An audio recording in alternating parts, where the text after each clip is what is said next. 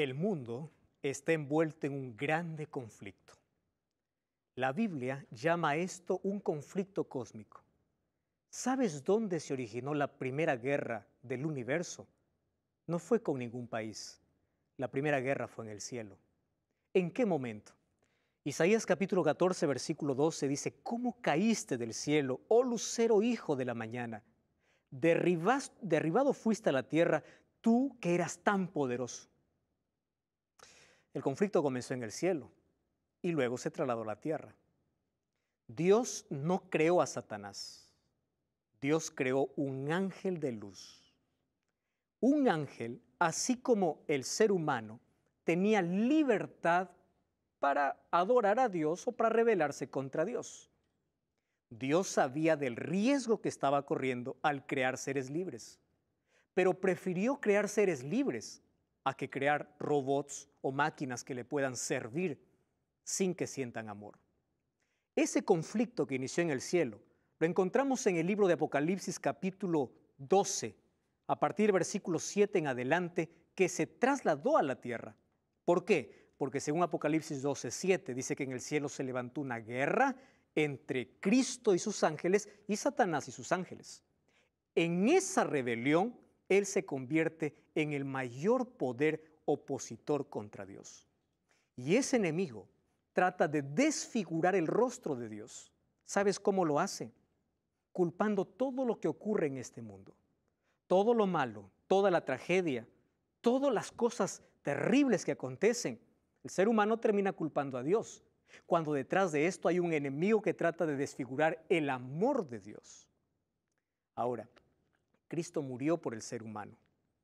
Venció a ese enemigo en una cruz y le devolvió aquel dominio que Adán y Eva perdieron. Sin embargo, este conflicto continuará. ¿Sabes cuándo tendrá su final? Cuando Cristo venga para poner punto final a la historia de este mundo. Bienvenido, está comenzando Biblia Fácil. Gracias por estar aquí acompañándonos y gracias también a nuestros amigos que están aquí con nosotros semana a semana, programa a programa, capítulo por capítulo, ahora estudiando en esta temporada el libro de Daniel. Nuestro tema de hoy es dos poderes en conflicto. Todos nosotros hemos experimentado esa lucha, ese conflicto en nuestra propia vida. Pablo lo describió así: quiero hacer lo bueno, pero no puedo. Cada vez que quiero hacer el bien, termino haciendo el mal. ¿Acaso ese conflicto no se vive en nuestro corazón? Claro que se vive. Dios no creó al diablo. Él se convirtió en enemigo de Dios porque usó mal su libertad. Como nosotros, si usamos mal nuestra libertad, podemos unir nuestro destino con ese poder. Una persona me dijo lo siguiente: pastor, ¿qué le costaba a Dios destruir al diablo y se acabó el asunto? Porque eso sería lo más práctico. Él no tendría que morir, el ser humano no tendría que pecar, todos felices, todos contentos, se acabó todo. ¿Le costó algo a Dios? Claro que no le costó. Pero recuerden que Dios no solo creó el mundo, Dios es el creador de todo el universo.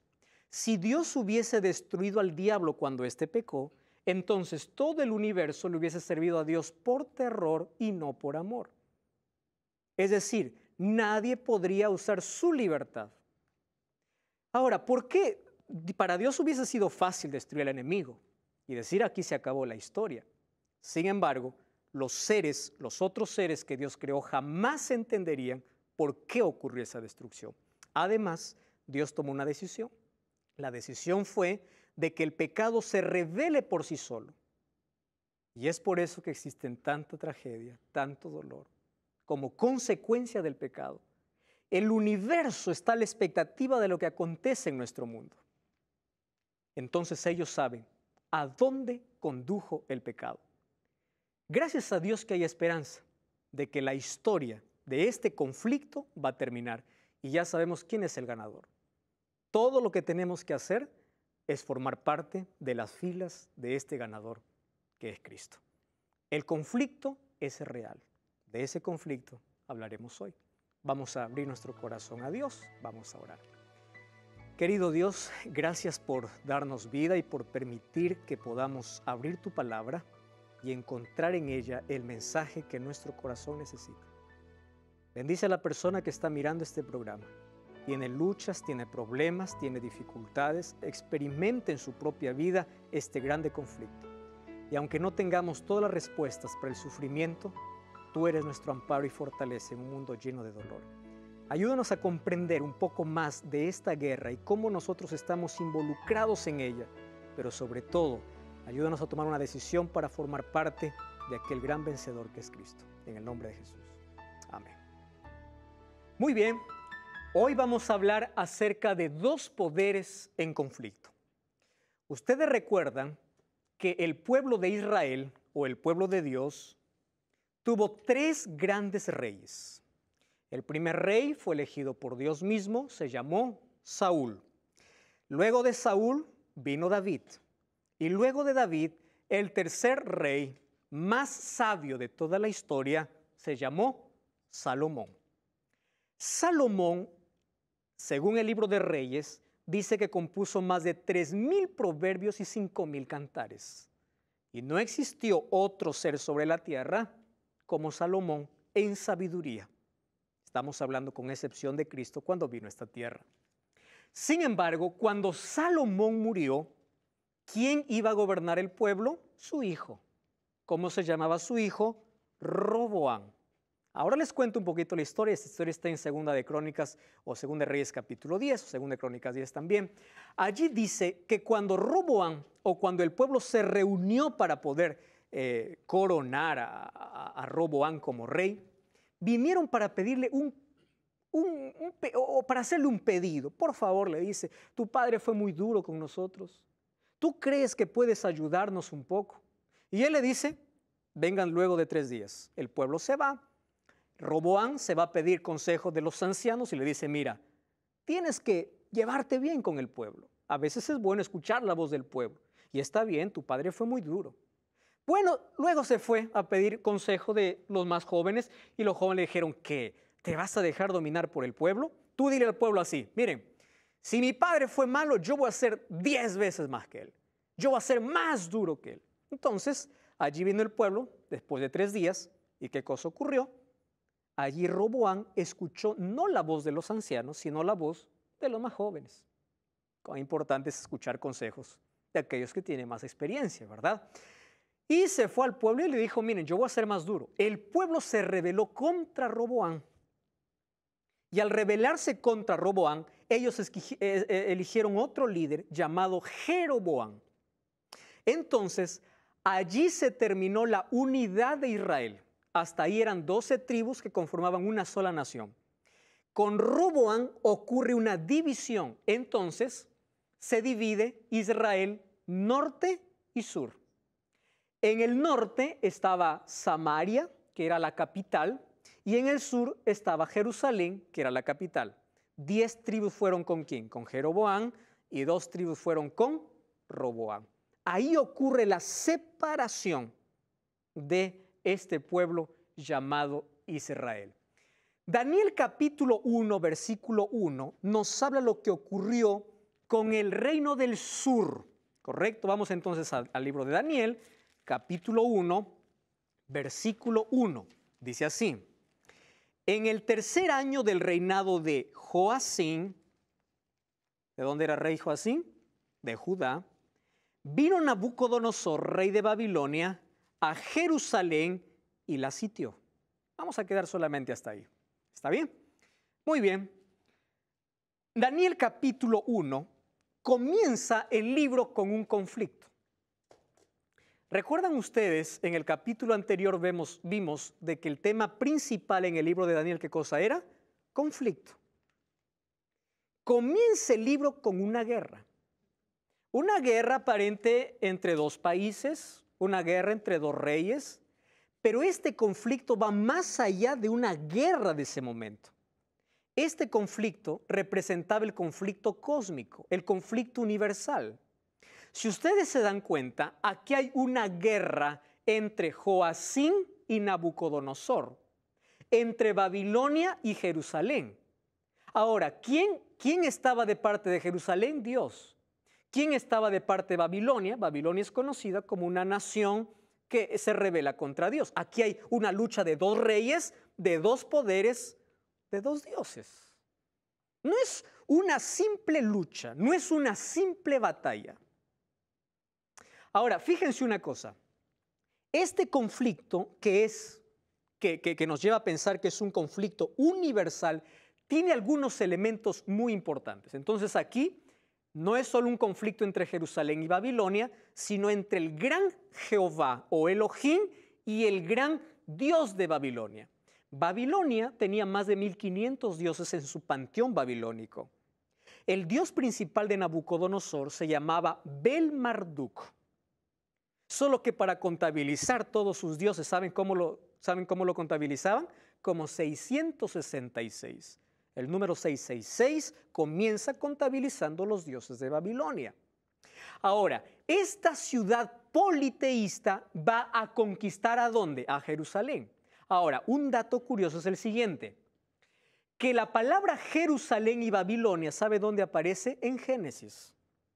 Y Jerusalén y Babilonia va desde Génesis hasta el último libro de la Biblia, que es Apocalipsis. Solo que algunas veces habla de Jerusalén literal y otras veces habla de Jerusalén como la ciudad celestial. A veces habla de la Babilonia literal y otras veces habla de la Babilonia espiritual, como una confusión de todas las religiones. ¿Dónde tiene su origen, por ejemplo, Jerusalén? Allí en el libro de Génesis capítulo 11, versículo 2, encontramos la edificación de la Torre de Babel. Ustedes recuerdan esa historia. Después del diluvio, los hombres dijeron, vaya a ser que venga otro diluvio sobre la tierra. ¿Nosotros qué cosa vamos a construir? Vamos a construir una torre que llegue ¿hasta dónde? Hasta el cielo. La Biblia dice que el grupo estaba tan unido que lo que se propuso lo estaba alcanzando. La única manera de poder parar aquella construcción, ¿cómo fue? Confundiendo las lenguas. Por eso se llamó Babel. Babel, ¿qué significa? Confusión. Y de Babel, ¿qué cosa viene? Babilonia. Por eso cuando en el libro de Apocalipsis habla de Babilonia, no está hablando de la Babilonia como ciudad, porque esa ciudad ya fue destruida.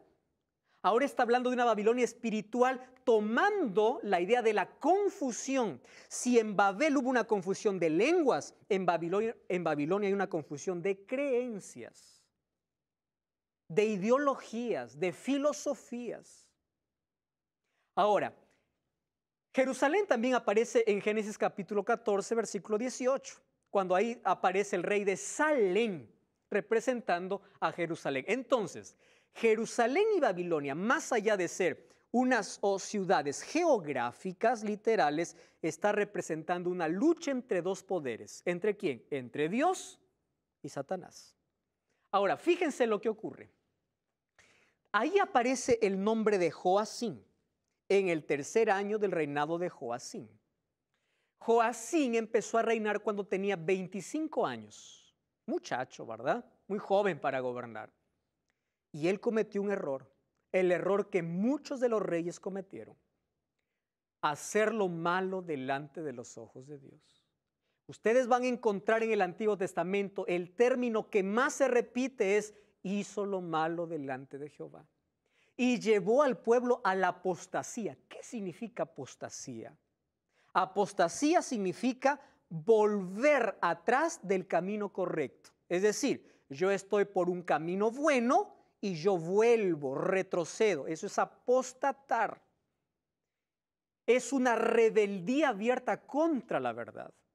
Eso es apostasía. Entonces, llevó al pueblo a adorar a dioses y no al Dios verdadero. Ahora fíjense, esta es la expresión más linda que les voy a decir, para que nosotros podamos entender el gran conflicto. Mientras Judá estaba bajo la protección de Dios, no había ningún país que lo conquiste. ¿Por qué? Porque Dios lo protegía. Pero cuando el pueblo de Dios abandonaba a Dios, rompía la muralla de protección. Es decir, le decía, no queremos a Dios, buscamos nuestro propio Dios, y Dios respeta la libertad humana. Y cuando ellos se apartaban de Dios, ¿cómo se quedaban? Desprotegidos. Y es por eso que venía cualquier nación y le hacía esclavo. ¿Por qué? Estaban sin Dios, sin protección. Si nosotros entendiésemos eso dentro del marco del gran conflicto, tendremos respuestas a muchas preguntas del dolor y el sufrimiento. El ser humano elige abandonar a Dios, elige salir de su protección. Ahora, ¿qué cosa había sucedido? Recuerdan que les dije que había el reino del norte y el reino del sur. El reino del norte ya había sido conquistado por el rey Sargón en el año 722 antes de Cristo. Es decir, primero fue conquistado el reino del norte antes que el reino del sur. El pueblo de Judá tenía un espejo para aprender. Ustedes han escuchado esa frase: el inteligente aprende de sus errores, el sabio de los errores de los otros. Judá pudo aprender y pudo haber dicho: nosotros no queremos terminar así, entonces hay que ser fieles a Dios. Pero en lugar de buscar a Dios, ¿qué hicieron? Se rebelaron contra Dios. Entonces cayeron en el mismo estado que el reino del norte. Dice allí el versículo 1, vino Nabucodonosor, rey de Babilonia, y la sitió. ¿Saben que la palabra sitiar era la palabra más peligrosa en cuestión de guerra? Era rodear la ciudad, romper las murallas, y cuando el enemigo entraba, sangre corría por las calles. Una vez que sitiaba un pueblo enemigo, alguna ciudad, era destrucción segura. Ahora, dice, vino Nabucodonosor. ¿Fue Nabucodonosor en ese momento el rey de Babilonia? No. Quien era rey en Babilonia, según la historia, era Nabopolassar. Nabopolassar envía a su hijo Nabucodonosor a pelear contra Egipto. ¿Correcto? Entonces viene de Babilonia Nabucodonosor, enviado por su padre Nabopolassar, a conquistar Egipto. Y vence a Egipto en la batalla que en la historia lo llama la victoria de Carquemis. Babilonia derrota a Egipto. Mientras regresa, Judá estaba cerca. Y dijeron, bueno, ya subyugamos a Egipto, subyuguemos también ¿a quién? A Judá. Estamos en el camino. Entonces sitiaron la ciudad, y cuando sitiaron la ciudad, ¿qué cosa ocurrió? Nabucodonosor recibe la noticia de que su padre Nabopolassar había muerto. Y en ese tiempo, cuando el heredero no estaba, había usurpación de reino. ¿Qué cosa hace Nabucodonosor? Dijo, a mí qué me importa la conquista, yo quiero el trono. Dejó y dijo, voy a llevarme solo unos cuantos. ¿A quiénes llevó? A los príncipes, a los más inteligentes, a los más sabios. Vamos a llevar solamente unos cuantos.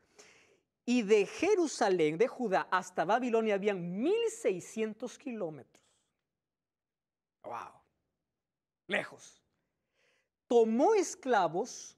Entonces Nabucodonosor cortó camino de Judá, fue por el desierto para llegar a ocupar el trono. Por eso es que el capítulo 1 ya no comienza con Nabopolassar. ¿Con quién comienza? Con Nabucodonosor. Porque es allí cuando conquista a Judá donde él comienza a gobernar. Entonces, él llega a Babilonia y se corona como el rey de Babilonia. Correcto. Allí hay una frase que nos llama la atención en el versículo 2. Miren lo que dice el versículo 2. Dios entregó en sus manos. ¡Wow! ¿Qué tipo de Dios es ese, no? ¿Un Dios vengativo? ¿Un Dios cruel? Porque hay muchos que toman este libro y dicen, ahí está ese Dios.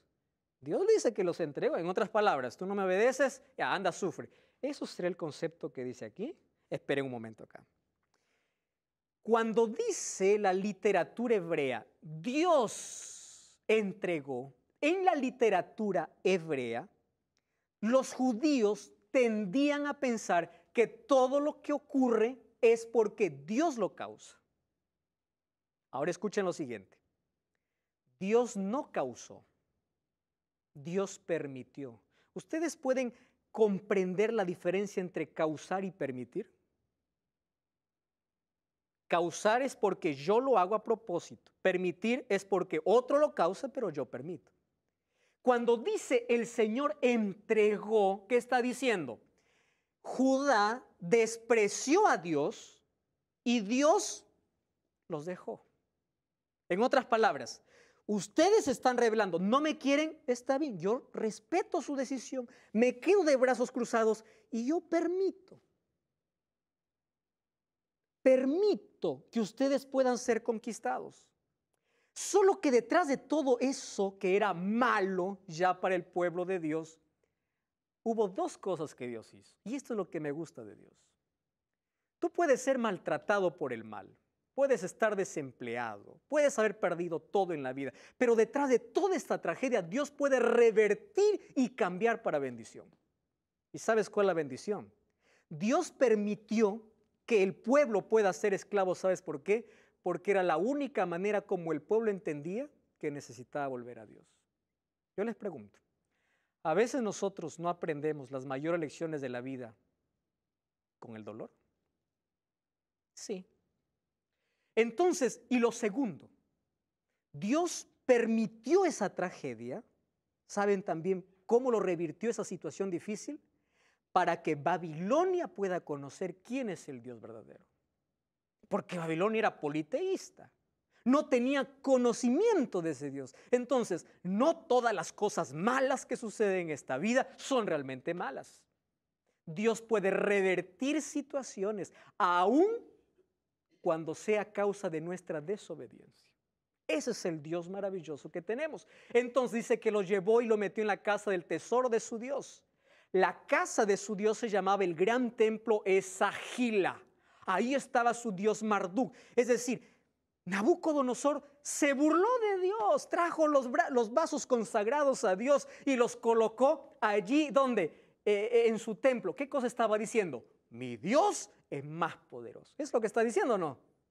Aquí hago lo que yo quiero, porque mi Dios venció a ese Dios. Entonces ahí viene la pregunta. ¿Aquí acaso ustedes no ven a un Dios derrotado? Quiero que imaginen conmigo. Daniel está siendo llevado encadenado. Llega allá a Babilonia. Y en Babilonia todos están celebrando, aplaudiendo, ahí están adorando a su Dios y decía, victoria, victoria, victoria. ¿Ganamos a quién? Al Dios de Israel. Nosotros ganamos. ¿No, ustedes no han visto que a veces parece que el mal triunfa sobre el bien?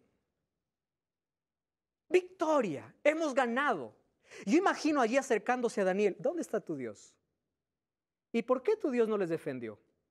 ¿Alguna vez a ustedes no les han hecho esa pregunta? Ah, ¿tú eres cristiano? ¿Por qué estás desempleado? ¿Por qué Dios, tu Dios, permitió que perdieses a tu hijo?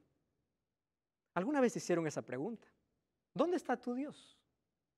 Y aunque hay cosas que nosotros no entendamos en este grande conflicto, Daniel siguió siendo fiel a Dios aún en la tragedia. Aún en la desgracia, su corazón estaba con la firme convicción de que Dios estaba con él. ¿Y saben por qué? Porque Dios nunca prometió que en este mundo no sufriríamos.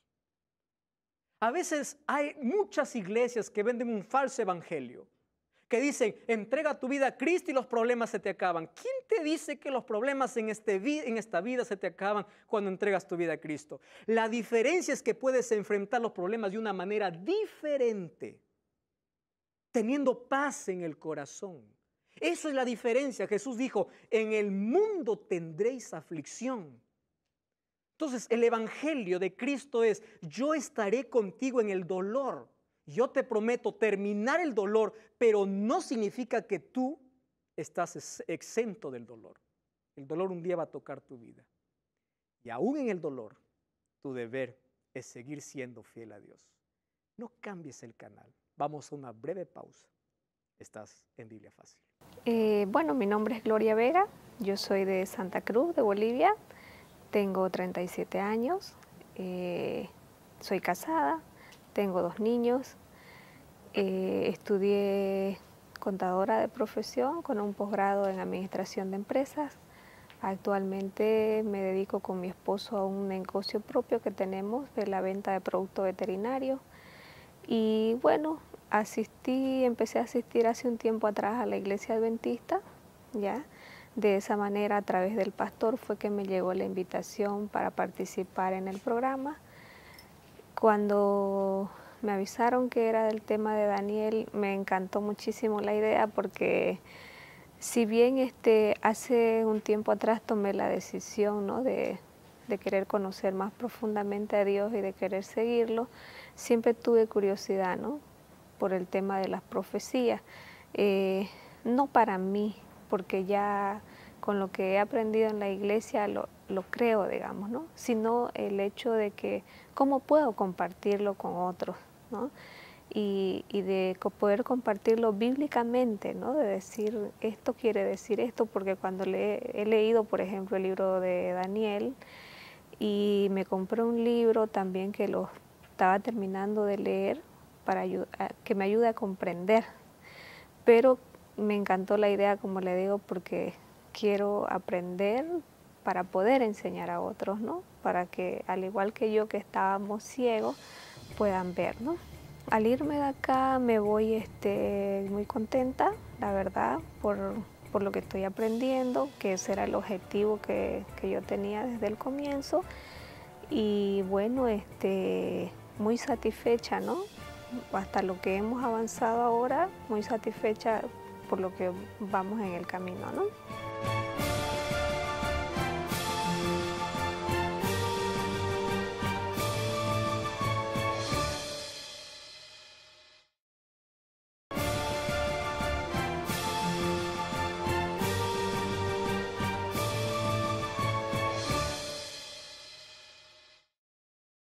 Estamos de regreso, esto es Biblia Fácil. Gracias por acompañarnos cada capítulo en esta temporada especial del libro de Daniel.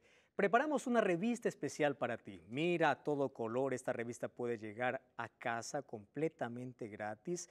Biblia Fácil Daniel. Contienen aquí todos los temas que en esta temporada nosotros estamos hablando. Solicítalo al siguiente número de WhatsApp, más 5512 98 100 14 60. Recuerda también ingresar allí a nuestro blog, nuevotiempo.org/Biblia Fácil, y también no te olvides de entrar allí a nuestro Facebook, lo puedes encontrar como Biblia Fácil. Estamos hablando acerca del primer capítulo del libro de Daniel, un grande conflicto, una aparente derrota de Dios. El diablo va a cantar muchas victorias en este mundo, pero él sabe que la victoria final lo tiene Dios. Los hijos de Dios van a pasar por muchos problemas en este mundo. Van a llorar, van a perder. Los hijos de Dios también sufren, también mueren, también soportan tragedias. El amigo de Jesús era Lázaro y Lázaro murió. Los hijos de Dios pasan por dificultades. Nuestro deber es seguir confiando en ese Dios. ¿Por qué? Porque aunque parece que el mal está por encima del bien, vamos a comprender en esta historia que el final es diferente. Miren quién comienza cantando victoria, Babilonia, ¿verdad? Muy bien. Entonces, cuando llegó allí Daniel y sus amigos a Babilonia, Nabucodonosor los lleva con una intención. ¿Cuál es la intención de Nabucodonosor? Dijo, tráeme a los mejores muchachos. ¿Por qué quiere los mejores? Nabucodonosor aquí representa el diablo. El diablo usa las mejores mentes. El diablo está detrás de las personas más esforzadas, más brillantes, porque ellos tienen influencia para arrastrar a los demás. Entonces el diablo dice, o aquí Nabucodonosor dice, tráeme, yo les voy a educar a mi gusto y luego yo les voy a enviar a su pueblo a gobernar en nombre de Babilonia. Así hacían antiguamente los reyes que conquistaban. Llevaban un grupo de personas que influencian, los cambiaban su mentalidad y los regresaban para gobernar en nombre del conquistador. Ahora, miren lo que ofrece. Nabucodonosor tiene un plan y dentro de su plan está que estos tres muchachos y Daniel tengan una nueva alimentación, una nueva educación y una nueva identificación. Si ustedes se dan cuenta, estas tres cosas afectan las tres áreas del ser humano. Cuando hablamos de alimentación, ¿qué cosa está afectando? El área física. Cuando hablamos de educación, el área mental. Y cuando hablamos de identificación, el área espiritual. quiero que presten atención. La religión va más allá de decir voy a una iglesia. Religión también está en la mesa. La religión también me tiene que llevar a un cambio de hábitos saludables. Porque aquel que es cristiano tiene que comprender que su cuerpo es templo del Espíritu Santo y no puede comer todo lo que este mundo ofrece. Es decir, en Deuteronomio 6:5 cuando dice amarás al Señor, recuerdan ustedes, con todo tu corazón, también está diciendo con tu comida, con tus hábitos, con tu mente, con tu cuerpo. Amarás al Señor con todo. Ahora fíjense, el diablo coloca alimentación para destruir el cuerpo que se convierte en templo del Espíritu Santo. Alimentación dañina. El diablo coloca educación a través de las películas de Hollywood. ¿Qué cosa nos enseña Hollywood? Violencia, sexo desenfrenado, inmoralidad. Pocas son aquellas que traen un mensaje. Todas están envueltas de espiritismo. ¿Qué cosa enseña la música que escuchamos? ¿Qué cosa? ¿A dónde nos lleva? Esa es la manera como el diablo quiere educar la mente. ¿A dónde nos lleva la identificación, la espiritualidad? ¿Qué tipo de espiritualidad tenemos? Ahora, el diablo está interesado en arruinar nuestra vida por completo, físicamente, mentalmente y espiritualmente. Es por eso que Nabucodonosor primero quiere cambiar su educación. Miren lo que dice el versículo 3, 1:3. Dice así. Entonces, versículo 3 o versículo 4, dice, muchachos en quien haya buen parecer, ¿verdad? Instruidos en toda sabiduría, sabios de ciencia, de buen entendimiento, para que estén en el palacio del rey, para que les enseñara. ¿Qué cosa estaba brindando Nabucodonosor? Educación. Ojo con lo que voy a decir ahora. Dios está interesado tanto en el desarrollo del ser humano. Su desarrollo profesional es parte del plan de Dios. Es decir, aquí no estamos yendo en contra de la educación. Aquí estamos tomando a Nabucodonosor como ejemplo porque la educación que le dio a Daniel no estaba bajo principios divinos.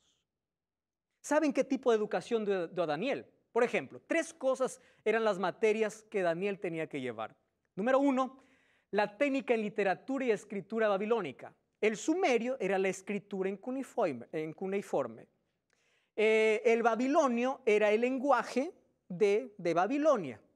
Y cuando hablamos del arameo, era el lenguaje internacional. Hasta aquí todo bien, ¿verdad? Todo bien. Dentro de la currícula, aprender nuevos idiomas, genial, extraordinario. Ahora, tenía que llevar clases de astronomía. No estamos hablando de gastronomía, ¿eh? Astronomía. ¿Qué tenía que ver? Predicciones de eclipses con precisión. Hasta aquí también hay muchas cosas que son previsibles y es bueno estudiarlas correcto. Y miren su tercer cluso de Daniel, técnicas mágicas, porque de allí salían expertos en adivinación. Y no vamos a quitar el derecho a Babilonia, que los babilonios fueron los primeros en dar nombres a las constelaciones. Entonces, muchos de los signos zodiacales que hoy existen, ¿dónde comenzaron? Allí en Babilonia. A ver, díganme si esto viene de Dios. Comenzó en Babilonia. Ahora, ellos fueron los que iniciaron, ellos eran expertos en astrología. Eso era parte de la currícula. Entonces, la mentalidad de Nabucodonosor era, yo voy a cambiar, qué Biblia, qué valores, qué profetas. Yo quiero decirle que quien conduce el mundo son las estrellas, no es Dios, porque eso es lo que te dice la astrología. Tú, querido, querida, que vas todos los días ahí al kiosco de la esquina para comprar un diario, para ver cuál es tu signo. Tú estás confiando más en la creación que en el creador. Confías más en una estrella, lo que te diga una constelación o un signo, en lugar de colocar tu vida en las manos de Dios. Mucha gente está envuelta en esto. Esto es educación. Ahora, ¿qué más? No solamente dijo, le voy a dar una educación diferente. Le voy a dar un nombre diferente. Versículo 6. Miren lo que dice la Biblia. Entre ellos estaba Daniel, Ananías, Misael, Azarías. A estos el jefe de los eunucos puso nombres. A Daniel, ¿qué cosa? Belsasar. A Ananías, Sadrac. a Misael, Mesac y a Azarías, Abednego. Correcto, genial. ¿Qué significaba Daniel? Dios es mi juez. Ahora le cambia por nombre, de nombre, ¿cómo se llama? Belsasar. ¿Qué significa Belsasar? Bel protege al rey. ¿Quién era Bel? ¿Recuerdan de Bel Marduk? El dios de Nabucodonosor. ¿Qué le está diciendo a Daniel? Olvídate de tu Dios. Mira, tu Dios está derrotado. Olvídate de tus principios y de tus creencias. Ahora tú vas a tener un nombre que no te recuerde más a Dios, sino que te recuerde ¿a quién? A mis dioses. Ananías, el Señor es bondadoso. Ahora cambia para Sadrach, que significa mandato de Aku. Aku era el dios de la luna. Misael significa ¿quién como Dios? Ahora cambia a Mesac, siervo de la diosa Sheba. Azarías, el Señor es mi ayudador, cambia para Abednego, significa siervo de Nebo, Dios de la sabiduría. ¿Qué les está cambiando? Quiero que se olviden de su Dios y que ahora empiecen a adorar mis dioses. Esa es la manera como el diablo trabaja. Colocando en nuestra mente tantas cosas para alejarnos y hacernos olvidar de quiénes somos. Cuando uno se olvida de dónde viene, no tiene un propósito en la vida, porque no tiene origen y no tiene destino. Es por eso que viene la teoría de la evolución. Si tú vienes de la nada, tu destino es la nada. ¿A dónde estás yendo? Es vacío. Ahora fíjense, versículo 5 dice así la Biblia. Entonces, primero era educación, segundo nombre y tercero, versículo 5. Le señaló el rey una porción diaria de la comida del rey y del vino que él bebía y los educó por ¿cuántos años? 3 años. Presten atención acá. Quiero que imaginen conmigo a Daniel entrando a un salón enorme. Hay música de fondo, hay mujeres bailando y una mesa con un buffet exquisito. Ahí hay todo tipo de jamón. Existe gaseosa, estoy trasladando para nuestro tiempo. Existe cerdo, existe cuy, existe pavo, existe todas las comidas que puedan existir. Y le dice, bienvenido. Ahora yo les pregunto, ¿qué más querría un esclavo si hay buena comida? Daniel pudo haber dicho, mi Dios me dejó, ahora estoy pasando por un mal momento, entonces que venga la comida. Espera un momento. Daniel, dice el versículo 8, que propuso no comer esa comida. ¿Por qué? ¿Era rebelde? ¿Cómo es posible que Daniel siguiera siendo fiel a Dios cuando le estaba yendo tan mal? Él sabía algunos principios. Por ejemplo, toda esa comida era sacrificada a los dioses. Número 2, había animales inmundos que Dios había dicho que no deberíamos comer. Ellos entendían que la salud no es fruto de la casualidad. Esto hoy está pronunciado, ¿verdad? Tienes que cuidar tu salud, no es fruto de la casualidad. Es decir, lo que afecta a tu cuerpo afecta a tu mente, afecta a tu espiritualidad. Tú no puedes decir, soy cristiano, pero he hecho lo que sea a mi estómago, como lo que quiera, porque todo afecta. El ser humano es un ser indivisible.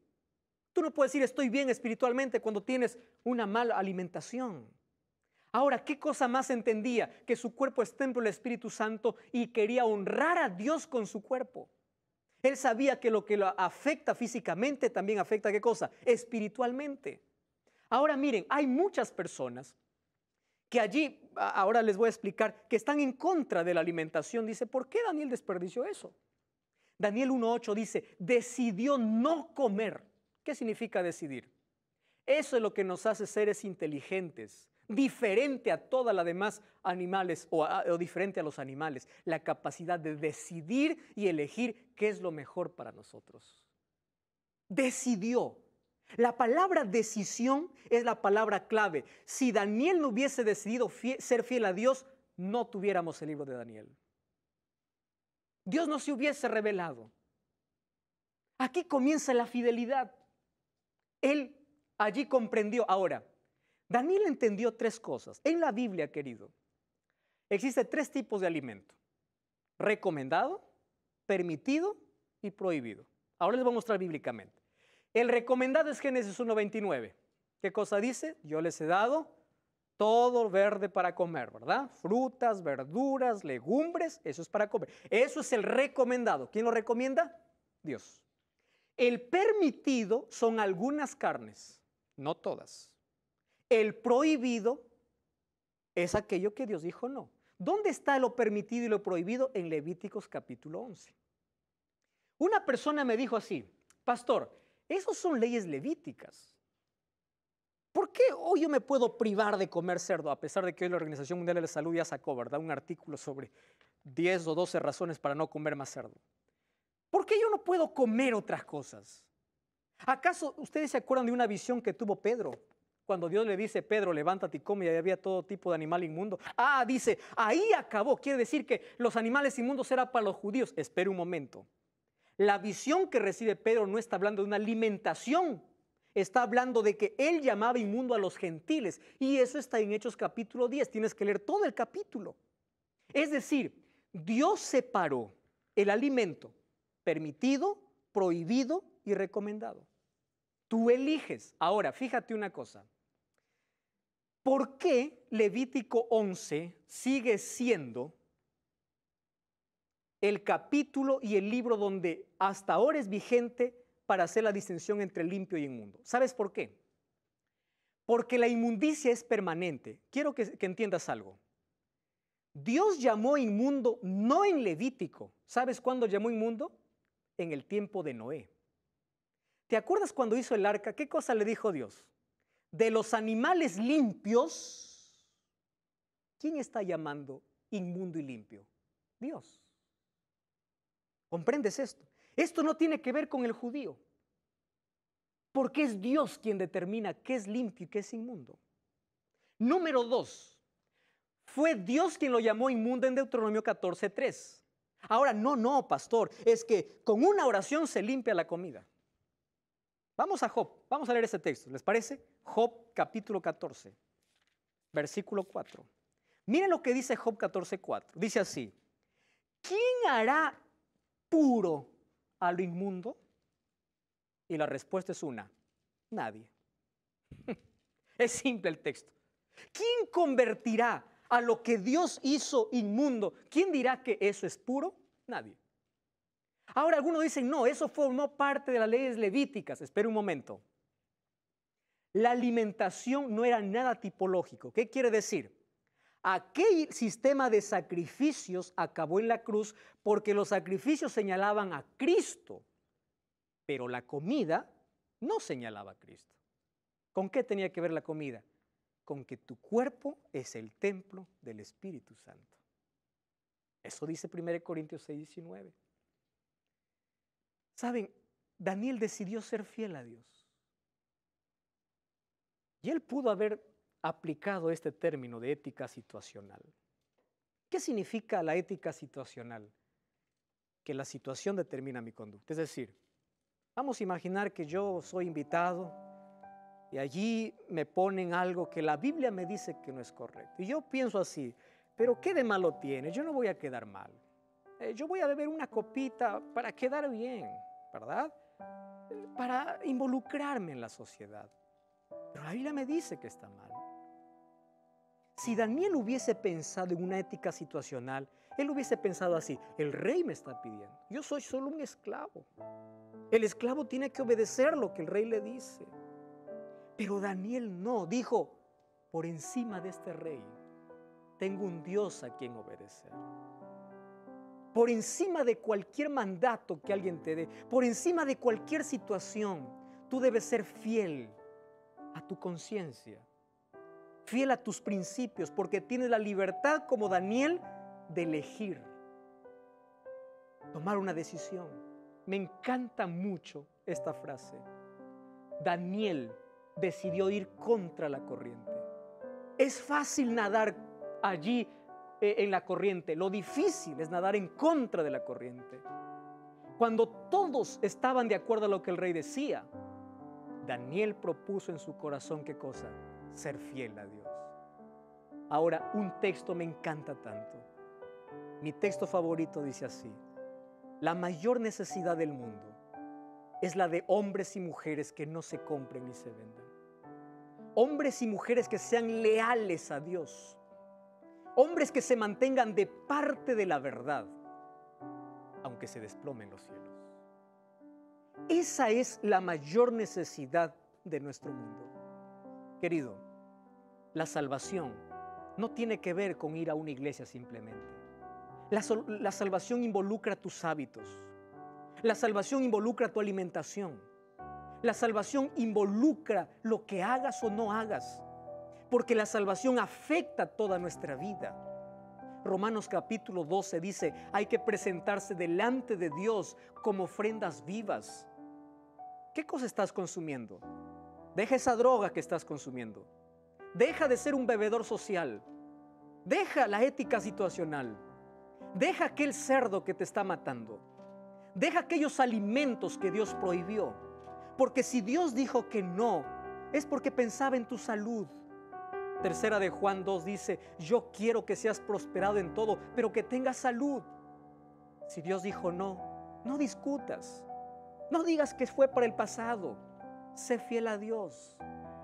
Es fácil hacer lo que todos los demás hacen.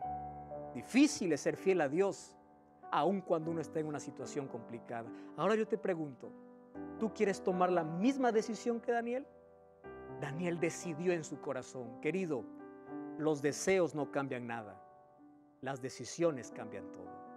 Y si tomas esta decisión, entrega tu corazón y tu vida por completo a Jesús, incluyendo tu alimentación. Mientras el grupo Conexión Cielo canta, toma esa decisión en tu corazón.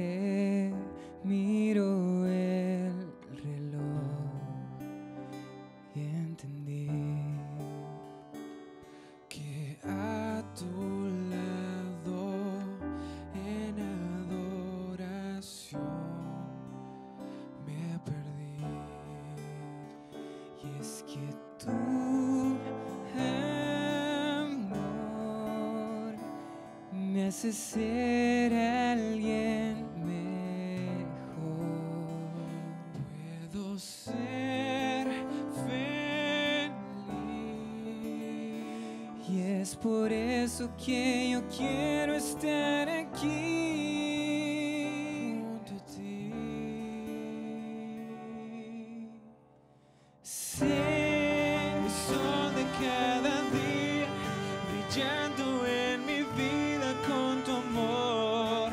Puedo ser mejor. Sé mi eterna compañía, oír la melodía de tu voz por siempre en mi interior. Quiero estar en ti. Nunca dejes de brillar.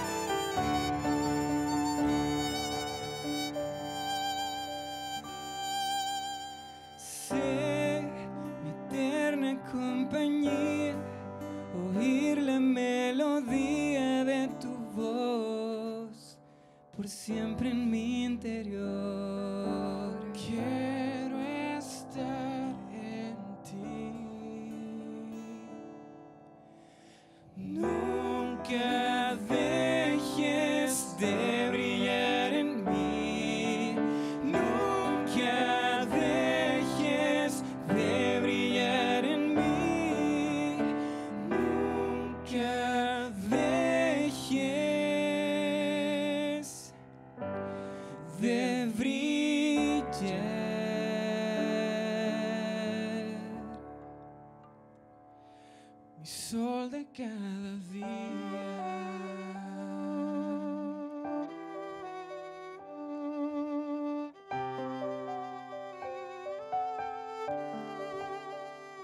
Mi sol de cada día.